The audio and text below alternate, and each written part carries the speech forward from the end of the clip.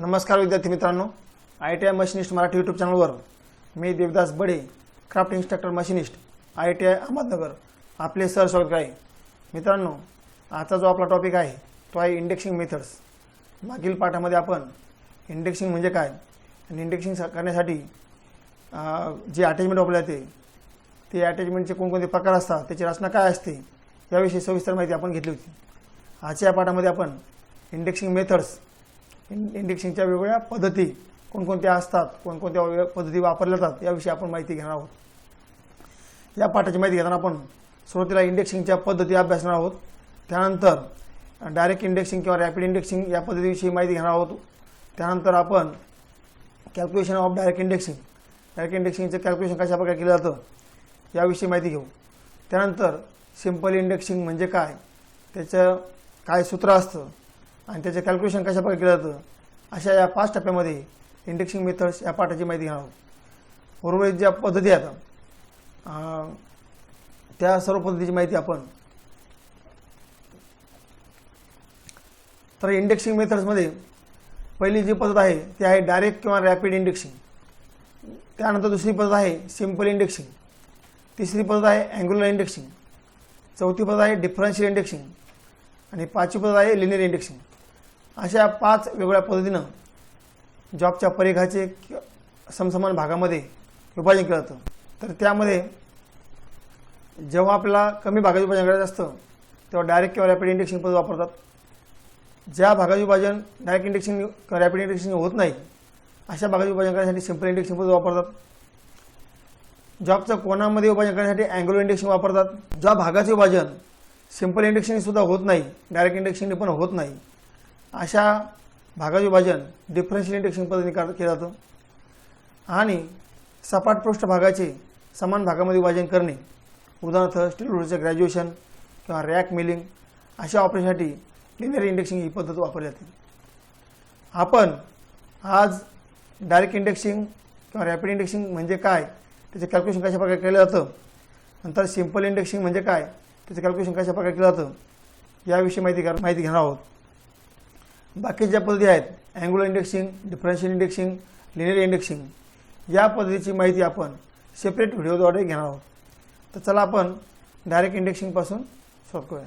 तर direct indexing म्हणजे काय, तर while small amount of divisions have to carried out direct indexing method is used. जेव्हा आपल्याला कमी संख्येने भागाचे विभाजन करायचं असतं तेव्हा डायरेक्ट इंडेक्सिंग पद्धतीचा वापर केला जातो। उदाहरणार्थ making round to square, making round to hexagon, making round to octagon अशा प्रकारे कमी संख्येने असलेल्या भागाचे विभाजन करण्यासाठी या डायरेक्ट इंडेक्सिंग पद्धतीचा वापर केला जातो। For this method of indexing direct dividing head is used. अशा प्रकारच्या या डायरेक्ट इंडेक्सिंग पद्धतीसाठी डायरेक्ट डिवायडिंग हेडचा उपयोग केला जातो।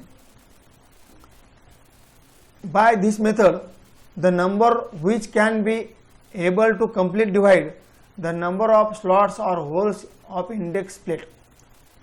ह्या डिवायडिंग हेडच्या सहाय्याने किंवा या मेथडच्या सहाय्याने कोणत्या भागात विभाजन होतं किंवा ज्या संख्येने इंडेक्स प्लेटच्या होलच्या संख्येला किंवा स्लॉटच्या संख्येला भाग जातो अशाच संख्येचं विभाजन ह्या डायरेक्ट इंडेक्सिंग पद्धतीने केलं जातं। तर ह्या डायरेक्ट इंडेक्सिंग पद्धतीने इंडेक्सिंग करण्यासाठी जे डायरेक्ट डिवायडिंग हेड वापरलं जातं याची रचना कशी असते याविषयी आपण सविस्तर माहिती मागील पाठामध्ये घेतलेली होती। तरी पण परत सांगतो, या इंडेक्स हेडमध्ये एक हाऊसिंग असतं आणि हाऊसिंगमध्ये एक स्पिंडल बसवला असतो। स्पिंडलच्या एका टोकाला जॉब होल्डिंग डिव्हाइस असतं तर मागील टोकाला स्पिंडल फिरवण्यासाठी हँडल आहे। या स्पिंडलवरती हाऊसिंगच्या मागील बाजूस किंवा पुढील बाजूस इंडेक्स प्लेट बसवली असते, जसं या ठिकाणी ही पुढील बाजू बसवलेली दाखवली आहे। आणि या इंडेक्स प्लेटवरती अनेक विशिष्ट संख्येने छिद्र असलेले एक वर्तुळ आहे आणि त्या वर्तुळामध्ये विशिष्ट ठिकाणी विशिष्ट पोझिशनला लॉक करून ठेवण्यासाठी या ठिकाणी ही इंडेक्सिंग पिन आहे। ही इंडेक्स पिन स्प्रिंग लोडेड असते आणि त्याच्या सहाय्याने आपण जॉब इंडेक्स पिन डिसएंगेज करून पाहिजे त्या होलच्या संख्येने आपण इंडेक्स प्लेट फिरवतो किंवा थोडक्यात जॉब फिरवतो आणि परत इंडेक्स पिन काय करतो त्याला एंगेज करून ठेवतो। या इंडेक्स हेडमध्ये कुठलीच अशी किचकट रचना नसल्यामुळं या पद्धतीने कमी संख्येचे विभाजन जेव्हा असेल तेव्हा हे पटपट आपल्याला करता येतं.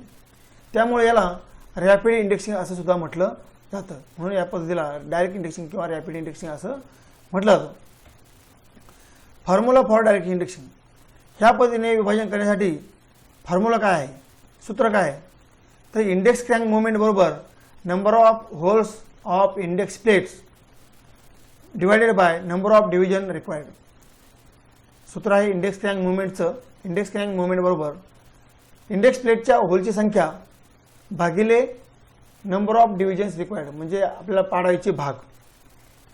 इंडेक्स प्लेटच्या छिद्रांची संख्या भागिले पाडायचे भाग, असं ह्या पद्धतीचं सूत्र आहे. काही इंडेक्स प्लेटमध्ये खाचा असतात, तर या ठिकाणी होलच्या ऐवजी खाचाचा विचार करावा. इंडेक्स प्लेटच्या खाचाची संख्या भागिले पाडायचे भाग असं सूत्र या ठिकाणी तयार होईल. तर आता याचं उदाहरण पाहूया. If 6 slots are to be machined and 30 hole of index plate, calculate index moment. जर आपल्याला जॉबच्या परिघावरती 6 स्लॉट पडायचे आहेत, जॉबच्या परिघावरती समान अंतरावरती 6 स्लॉट पडायचे आहेत आणि इंडेक्स प्लेटच्या छिद्रांची संख्या 30 आहे, तर इंडेक्सिंग मुवमेंट काढा असं या ठिकाणी आपल्याला उदाहरण विचारलेलं आहे. तर यासाठी आपण प्रथम त्याचा फॉर्म्युला लिहून घेऊया. इंडेक्स क्रँक मुवमेंट बरोबर number of holes of index plate divided by number of divisions required. तर आपण आता त्या फॉर्म्युल्यामध्ये सूत्रामध्ये किंमत टाकूया. Number of holes of index plate, त्या ठिकाणी आपण या ठिकाणी 30 होल दिलेले आहेत, म्हणून या ठिकाणी वरती आपण 30 लिहिलेलं आहे. नंबर ऑफ होल्स ठिकाणी 30 लिहिलं आहे. आणि नंबर ऑफ डिव्हिजन्स रिक्वायर्ड, आपल्याला पाडायचे जे भाग इथं 6 आहेत, ते 6 हा अंक आपण काय केलेला आहे, छेदनस्थानी घेतलेला आहे. आता याचं काय करायचं, आपल्याला सळूप द्यायचं आहे. 6 आणि 30ला काय करायचं आहे, भाग द्यायचा आहे. 6 आणि 30ला भाग द्यायचा, 6 पंचे 30 म्हणून 5 भाग हे उत्तर येते. म्हणून दस 5 holes to be indexed every time, किंवा 5 होलने आपले इंडेक्स प्लेट पुढे सरकावी लागेल आणि मग इंडेक्स पिन एंगेज करावं लागेल आणि मग आपण त्या प्लेटच्या ह्याने 6 स्लॉट परिघावरती 6 स्लॉट पाडू शकतो. आता आपण सिंपल इंडेक्सिंग म्हणजे काय ते पाहूया. सिंपल इंडेक्सिंगसाठी सिंपल इंडेक्सिंग हेडचा किंवा युनिव्हर्सल इंडेक्सिंग हेडचा वापर केला जातो. त्याची अंतर्गत रचना जी आहे ती सध्याची आकृती दिलेली त्याप्रमाणे असते. 40 जातीचा वर्म गिअर असतो, त्याला सिंगल स्टार्ट वर्म. 40 जातीचा वर्म गिअर आहे, त्याला सिंगल स्टार्ट वर्म असतो. त्या वर्म शाफ्टच्या मागील टोकाला एक इंडेक्स क्रँक असतो आणि त्याच्यासमोर इंडेक्स प्लेट असते. तर इंडेक्स प्लेटवरील किती फेरे फिरवायचे किंवा किती भागाने विभागणी करायची आहे ते इंडेक्सिंग मुवमेंटनुसार आपण ह्या इंडेक्स क्रँकची मुवमेंट आपण त्या ठिकाणी देत असतो. Purpose of indexing. Simple indexing is used to obtain greater number of divisions that can not be obtained by direct indexing.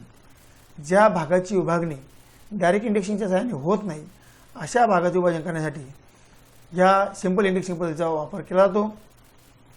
This operation may be performed in both simple और universal indexed. आता सांगितल्याप्रमाणे या ऑपरेशनसाठी, या simple इंडेक्सिंगसाठी तुम्ही simple index शेडचा वापर करू शकता किंवा युनिव्हर्सल इंडेक्स शेडचा सुद्धा वापर करू शकता. Simple indexing can be used for all divisions up to 50. या सिंपल इंडेक्सिंग पद्धतीचा वापर 50 पर्यंतच्या सर्व भागाची विभागणी करण्यासाठी होतो. तसंच 50च्या पुढील 100 पर्यंतच्या फक्त समभागाची विभागणी ह्या सिंपल इंडेक्सिंग होती. त्याला अपवाद आहे 96. 96 म्हणजे 96 भागाची विभागणी आपल्याला सिंपल इंडेक्सिंग पद्धतीने करता येत नाही. तुम्ही म्हणाल 50 पर्यंतच्या सर्व भागाची विभागणी करता येते इथपर्यंत बरोबर आहे, पण 50च्या 100 पर्यंत, 50 पासून 100 पर्यंतच्या फक्त समभागाची विभागणी करू शकतो आपण. जर आपल्याला विषम भागाची विभागणी करायची असेल तर काय, तर त्यासाठी डिफरन्शियल इंडेक्सिंग पद्धतीचा वापर केला जातो. आणि डिफरन्शियल इंडेक्सिंग पद्धत कशा प्रकारची असते, कशा प्रकारे त्याचं कॅल्क्युलेशन केलं जातं, त्याची रचना काय असते, याविषयी सविस्तर माहिती आपण स्वतंत्र व्हिडिओद्वारे घेणार आहोत. Formula for simple indexing. Simple इंडेक्सिंगसाठीचा फॉर्म्युला असा आहे पहा, index crank moment is equal to 40/n. Index crank moment बरोबर 40/n. या ठिकाणी 40 का घ्यायचा आहे, तर 40 इंडेक्स क्रँकच्या 40 फेऱ्यामध्ये जॉबचा एक फेरा पूर्ण होतो, म्हणून त्याने 40 घ्यायचे. 40/n म्हणजे आपल्याला पाडायचे भाग. तर calculation for simple indexing. Simple इंडेक्सिंगसाठीचं कॅल्क्युलेशन कशा प्रकारे केलं जातं त्याचे आपण उदाहरणासहित पाहत आहोत. पहिलं उदाहरण आहे, find the number of turns of crank required to index 12 divisions.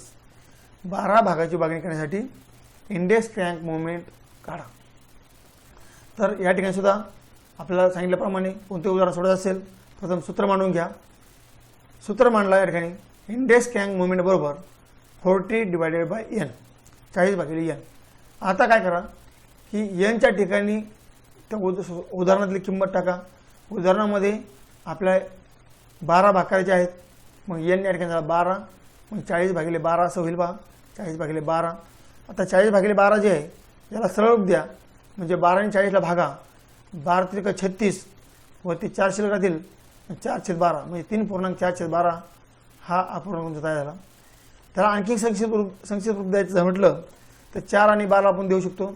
4 आणि 12ला एका संख्येने आपण भागू, 4 आणि 4 × 4 आणि 4 त्रिक 12 म्हणजे 3.1/3 हे तुमचं काय झालेलं आहे उत्तर आलेलं आहे. याचा अर्थ असा झाला की 3 फेऱ्या क्रँकचे आपल्याला 3 फेरे पूर्ण करावे लागतील आणि पुढचा जो फेरा आहे तो आपला 1/3 घ्यावा लागेल, 1/3 फेरा घ्यावा लागेल.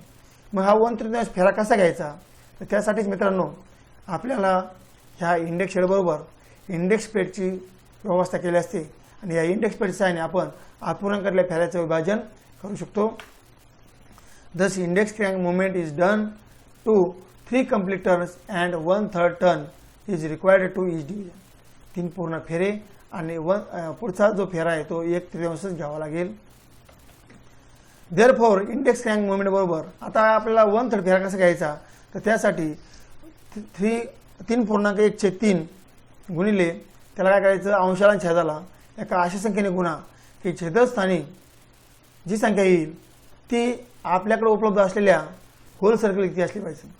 या ठिकाणी 5 ही संख्या घेतली आहे, 5 × 5, 5 त्रिक 15, 15 ही संख्या प्लेट नंबर 1च्या पहिलं होल सर्कल हे 15 होल सर्कलचं असतं. पहिलं होल सर्कल हे 15 होलचं असतं, म्हणून आपण याकडे 5ने मल्टिप्लाय केलं. तुम्ही 6ने जर केलं तर चालू शकते. बघा 6 × 6, 6 त्रिक 18, 18 सुद्धा होल सर्कल त्या ठिकाणी आहे. 7 निघाल तरी चालतं, 7 × 7, 7 त्रिक 21, 21चं होल सर्कल प्लेट नंबर 2 मध्ये आहे. तर अशा प्रकारे आपण जवळचे जवळ जे आहे ते घेतले पहा, म्हणून या ठिकाणी 5ने आपण मल्टिप्लाय केलं आहे. तर 5ने मल्टिप्लाय केल्यानंतर ह्या अपूर्णांकाचं रूपांतर कसं होईल पहा, 3.5/15. म्हणजेच आपली जी इंडेक्सिंग मुवमेंट आहे ती अशी आले पहा, 3 फेरे पूर्ण 15 होल सर्कलपैकी 5 होल प्रत्येक वेळेस घ्यावेत. या ठिकाणी म्हटलं पहा 3 complete turns and 5 holes on 15 hole circle should be taken for each division is required. म्हणजे प्रत्येक भागासाठी आपल्याला 3 फेरे पूर्ण आणि 15 होल सर्कलपैकी 5 होल प्रत्येक वेळेस घ्यावे लागतील. हे उदाहरण आपण पाहिलं. त्यानंतर आणखी एक उदाहरण आपण यासाठी घेऊया. दुसरं उदाहरण आहे find the index crank movement to index 22 divisions. 22 भागाचं विभाजन करण्यासाठी इंडेक्स क्रँक मुवमेंट काढा असं उदाहरण दिलेलं आहे. तर प्रथम आपल्याला सूत्र मांडावं लागेल. सूत्र जे आहे आपलं इंडेक्स क्रँक मुवमेंट बरोबर 40/n. या ठिकाणी परत आधी सांगितल्याप्रमाणे यांच्या जागेवरती पाडायच्या भागाची संख्या लिहायची आहे. 40/22 या ठिकाणी आलेलं आहे बा. त्यानंतर आता 22 40 भागायचं आहे. 22 × 1 = 22, 18 शिल्लक राहतात, 18/22, 22.18/22 असा आपण घेईल 1.18/22. 18/22ला आपण आणखी संक्षिप्त देऊ शकतो. दोन्ही त्याला आपल्याला भाग देता येईल. 2×9=18, 2×1=2 म्हणजे 9/11 असा आपण घेईल 1.9/11. 1.9/11.